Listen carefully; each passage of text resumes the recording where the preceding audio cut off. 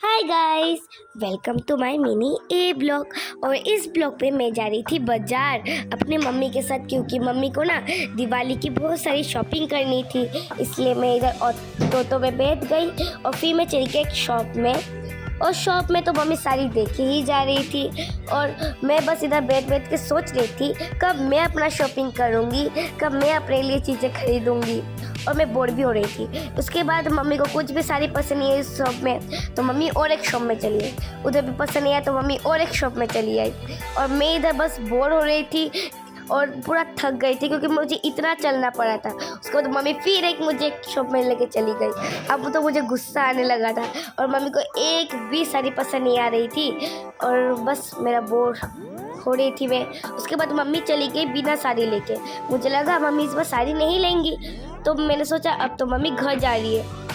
वही तो मैं सोचूं, मम्मी पहले टाइम साड़ी क्यों नहीं ले रही है। फर्स्ट टाइम ऐसा है कि मम्मी बिना साड़ी के जा रही है। फिर मैं सोची थी और मम्मी तरह बाय भी बोल दिया, क्योंकि मैं जा रही थी घर।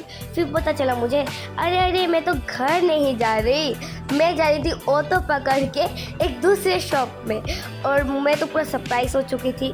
उसके बाद मैं और एक दुकान में गई मम्मी के साथ और फाइनली मम्मी को एक साड़ी, मम्मी खुश हो चुकी थी क्योंकि फाइनली मम्मी ने दो साड़ी मिल गई। उसके बाद मैं जाई थी साड़ी देखा और मुझे लग रही थी बाद मन कर था कुछ खाने का, तो मैं और मेरी मम्मी चली गई गोलगप्पा के दुकान में। और उसके बाद मैं चली गई घर।